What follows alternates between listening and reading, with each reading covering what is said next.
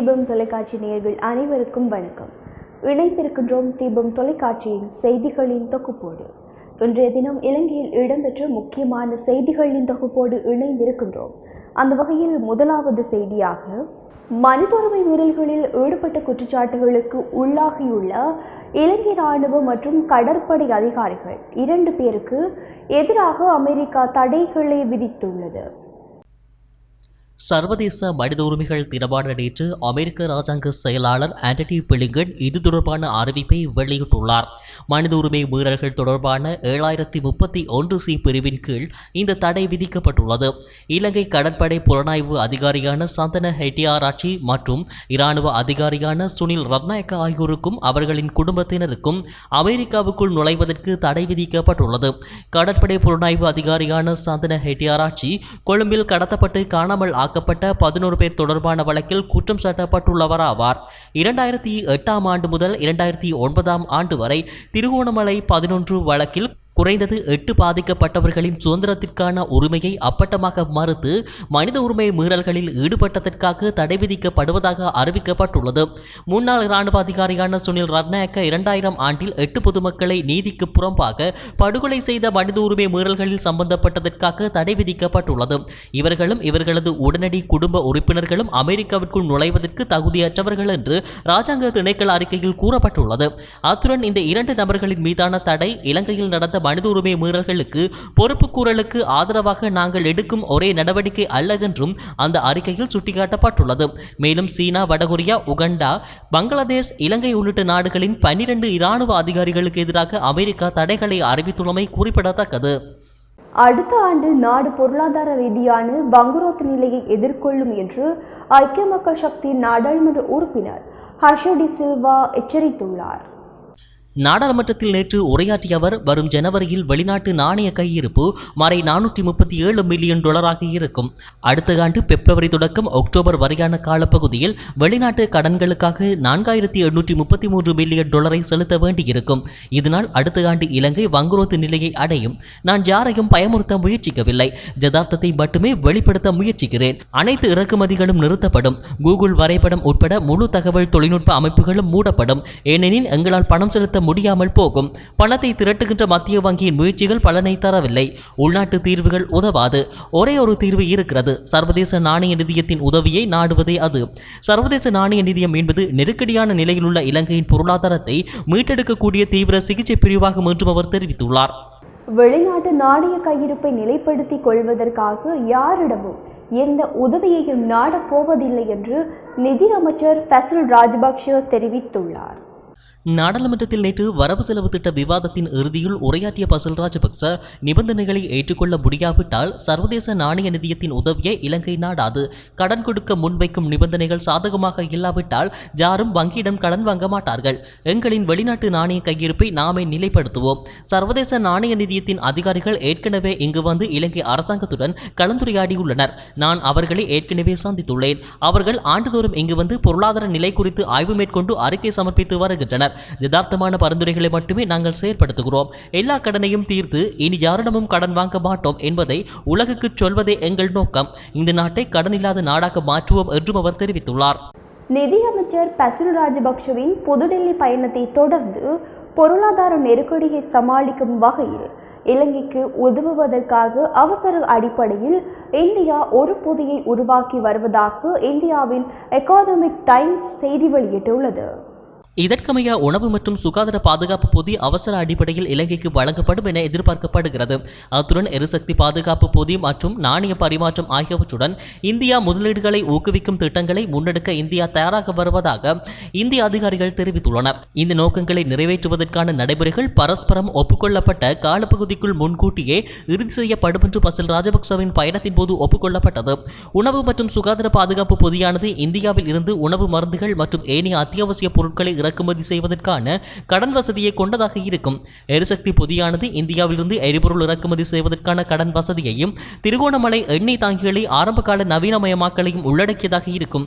மேலும் இலங்கையின் தற்போதைய கொடுப்பனவு நிலுவை பிரச்சனைகளை நிவர்த்தி செய்ய உதவுவதற்காக நாணய பரிமாற்ற சலுகைகளையும் இந்திய உதவி பொதி கொண்டிருக்கும் என்றும் இந்திய அதிகாரிகள் தெரிவித்தனர். அத்துடன் அபிவிருத்தி மற்றும் வேலைவாய்ப்பை விரிவுபடுத்துவதற்கு பங்களிக்கும் பல்வேறு துறைகளில் இந்திய முதலீடுகளை இலங்கையில் இலகுபடுத்துவதற்கும் முடிவு செய்யப்பட்டுள்ளதாக எகனாமிக் டைம்ஸ் தெரிவித்துள்ளது. இஸ்லாமிய நம்பிக்கையையும் திருக்குரானையும் இழிவுபடுத்திய குற்றச்சாட்டில் இருந்து பொதுபல சேனாவின் பொதுச் செயலாளரும் ஒரே நாடு ஒரே சட்டம் ஜனாதிபதி செயலணியின் தலைவருமான கலக்கொட அத்தே ஞானசார தேரர் விடுவிக்கப்பட்டுள்ளார். சட்டமா அதிபர் சஞ்சய் ராஜரத்னத்தின் ஆலோசனையின் பேரிலேயே கொழும்பு பிரதான நீதவான் புத்திக ஸ்ரீராக்கல ஞானசார தேரரை வழக்கிலிருந்து நேற்று விடுதலை செய்துள்ளார்.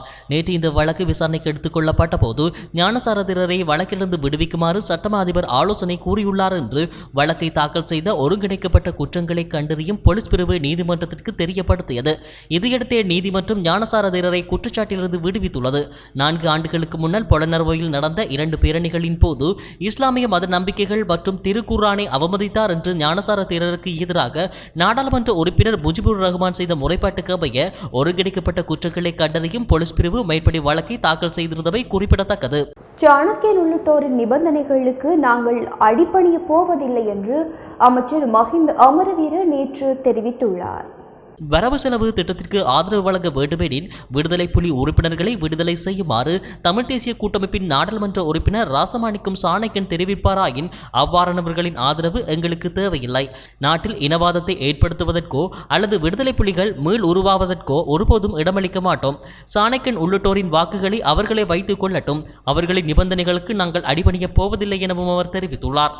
நாட்டிற்கு வருவதற்கு முன்னர் நடாத்தப்படும் கொரோனா பரிசோதனைகளை சுற்றுலா பயணிகளில் 12 வயதிற்கு குறைவான சிறுவர்களுக்கு மேற்கொள்ள வேண்டிய அவசியம் இல்லை என தெரிவிக்கப்பட்டுள்ளது. சுகாதார சேவைகள் பணிப்பாளர் நாயகத்தினால் விடுக்கப்பட்டுள்ள புதிய சுகாதார வழிகாட்டலில் குறித்த விடயம் தெரிவிக்கப்பட்டுள்ளது. ஆனாலும் 12 வயதிற்கு மேற்பட்டோர் இலங்கைக்கான விமானத்தில் பயணிப்பதற்கு 72 மணித்தியாலங்களுக்கு முன்னர் பெறப்பட்ட பரிசோதனை அறிக்கையை தம்பசம் வைத்திருத்தல் வேண்டும் என அறிவுறுத்தப்பட்டுள்ளது. இதேவேளை நாட்டில் நேற்றைய தினம் 754 பேருக்கு கோவிட்-19 தொற்றுறுதியானது. அவர்களில் 2 வெளிநாடுகளில் இருந்து நாடு திரும்பியவர்கள் என அரசாங்க தகவல் திணைக்களம் விடுத்துள்ள அறிக்கையில் குறிப்பிடப்பட்டுள்ளது. இதற்கமைய நாட்டில் கோவிட் தொற்று உறுதியானவர்களின் மொத்த எண்ணிக்கை 5,71,426 அதிகரித்துள்ளது. நாட்டில் கோவிட்-19 தொற்றிலிருந்து மேலும் 377 பேர் நேற்று குணமடைந்துள்ளனர். இதற்கமைய தொற்றிலிருந்து குணமடைந்தோரின் மொத்த எண்ணிக்கை 5,44,200 அதிகரித்துள்ளது. அத்துடன் நாட்டில் மேலும் 18 பேர் கோவிட்-19 தொற்று காரணமாக மரணித்துள்ளதாக அந்த அறிக்கையில் தெரிவிக்கப்பட்டுள்ளது. வடமேல் மாகாண ஆளுநராக முன்னாள் கடற்படை தளபதி வசந்த கரன்னகொட நியமிக்கப்பட்டமை தொடர்பாக உள்நாட்டு மற்றும் சர்வதேச செயற்பாட்டாளர்கள் அதிருப்தி வெளியிட்டுள்ளனர். தற்போது வடமேல் மாகாண ஆளுநராக முன்னாள் கடற்படை தளபதி வசந்த கரன்னகொட 11 இளைஞர்கள் கடத்தப்பட்ட விவகாரத்தில் சிறையில் இருக்க வேண்டும். ஆனால் அதற்கு மாறாக உயர் அதிகாரங்களை வழங்கும் பதவிகளுக்கு அவரை நியமிப்பது தவறு என உள்நாட்டு மற்றும் சர்வதேச செயற்பாட்டாளர்கள் சுட்டிக்காட்டியுள்ளனர்.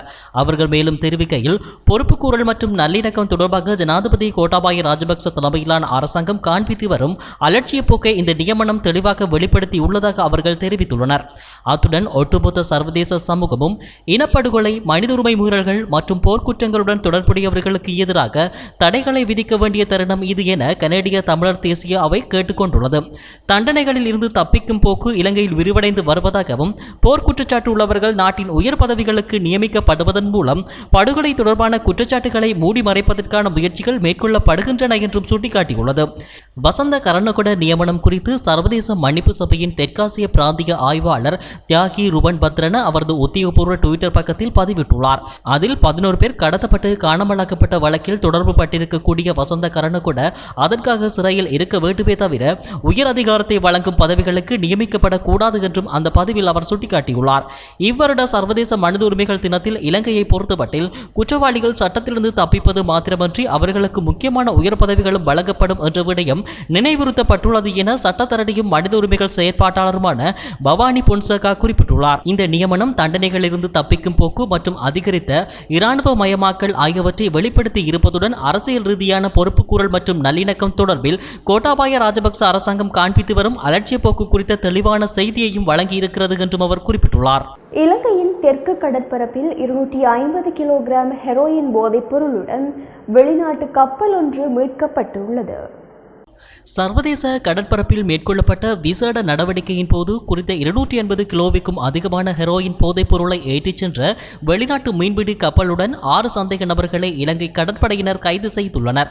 இலங்கைக்கு தெற்கே சுமார் 900 கடல் மைல் தொலைவில் உள்ள சர்வதேச கடற்பரப்பில் பல நாட்கள் தொடர் கண்காணிப்பின் பின்னர் போலீஸ் போதைப்பொருள் தடுப்பு பணியகத்தின் உதவியுடன் இலங்கை கடற்படையினரால் இந்த நடவடிக்கை மேற்கொள்ளப்பட்டதாக கடற்படை தெரிவித்துள்ளது. 6 வெளிநாட்டு சந்தேக நபர்களுடன் போதைப்பொருள் ஏற்றிச் செல்லும் கப்பல் தற்போது இலங்கை கடற்படையின் கப்பல் மூலம் கரைக்கு கொண்டு வரப்பட்டுள்ளது. அந்த கப்பலில் 9 சாக்குகளில் 250 கிலோவுக்கும் அதிகமான எடை கொண்ட 225 போதைப்பொருள் பொதிகள் இருந்ததாக கடற்படை தெரிவித்துள்ளது. ஜாலில் இன்று மகாகவி சுப்பிரமணிய பாரதியாரின் நினைவு தினம் அனுஷ்டிக்கப்பட்டுள்ளது. தமிழ் கூறும் நல்லுலகம் போற்றும் புரட்சி கவிஞர்களில் ஒருவர் மகாகவி சுப்பிரமணியம் பாரதியார்.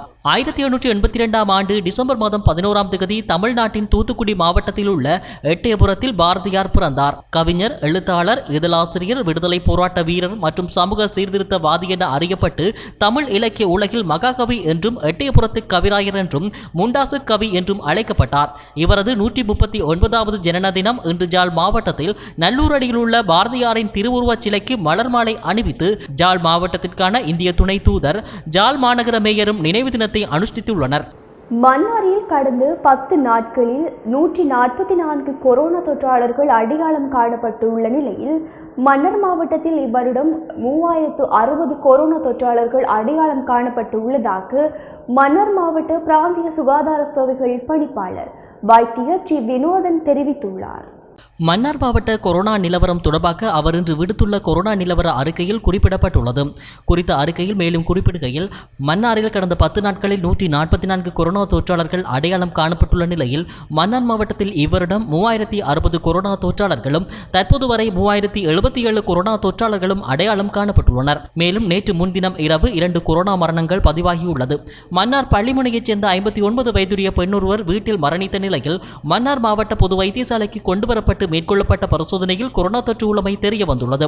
2வது நபர் மன்னார் உப்புக்குளம் பகுதியைச் சேர்ந்த 64 வயதுடைய பெண் மன்னார் மாவட்ட பொது வைத்தியசாலையில் சிகிச்சை பெற்று வந்த நிலையில் அவருக்கு ஏற்பட்ட நிமோனியா காய்ச்சல் காரணமாக உயிரிழந்துள்ளார்.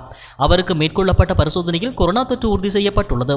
இந்நிலையில் மாவட்டத்தில் கொரோனா தொற்றால் உயிரிழந்தவர்களின் எண்ணிக்கை 31ஆக அதிகரித்துள்ளது என குறிப்பிடப்பட்டுள்ளது. ஜாழ் பல்கலைக்கழகத்தில் 2வது வருடமாக இம்முறையும் திருவம்பாவை பாராயணம் பல்கலைக்கழக மாணவர்களால் முன்னெடுக்கப்பட்டுள்ளது.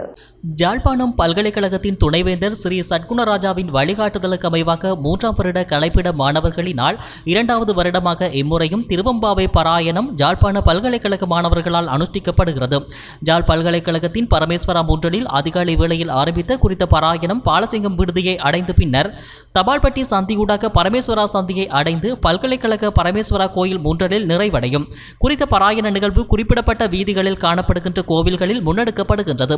தற்போது மாணவர்கள் மத்தியில் ஆன்மீக ரீதியிலான செயற்பாடுகள் குறைந்து வரும் நிலையில் இப்பாராயண நிகழ்வு மாணவர்கள் மத்தியில் ஆன்மீக விழிப்புணர்வை ஏற்படுத்துவதாக உள்ளது. மேலும் ஏனைய பீட வருட மாணவர்களையும் ஆன்மீக செயற்பாட்டில் கலந்து கொள்ளுமாறு மாணவர்கள் அழைப்பு விடுத்துள்ளனர். அமெரிக்காவின் இலங்கை படை அதிகாரிகளுக்கான தடை மூலம் இலங்கைக்கு தெளிவான செய்தி சொல்லப்பட்டுள்ளதாக கனேடிய நாடாளுமன்ற உறுப்பினர் ஹரி ஆனந்த சங்கரி தெரிவித்துள்ளார். மனித உரிமை மீறல்களில் ஈடுபட்ட குற்றச்சாட்டுகளுக்கு உள்ளாகியுள்ள இலங்கை இராணுவ மற்றும் கடற்படை அதிகாரிகள் 2 பேருக்கு எதிராக அமெரிக்கா தடைகளை விதித்துள்ளமை குறித்து கருத்து தெரிவிக்கையிலேயே அவர் இதனை தெரிவித்துள்ளார். குறித்த தடை மூலம் இலங்கைக்கு தெளிவான செய்தி சொல்லப்பட்டுள்ளதாக அவர் தெரிவித்துள்ளார். அவர் மேலும் தெரிவிக்கையில், இலங்கையின் தமிழர்களுக்கு எதிராக மேற்கொள்ளப்பட்ட அட்டூழியங்களை உலகம் மறக்காது. நீதி தாமதிக்கலாம் எனினும் என்றோ ஒரு நாள் நீதி கிடைக்கும் என அவர் கருத்து வெளியிட்டுள்ளார்.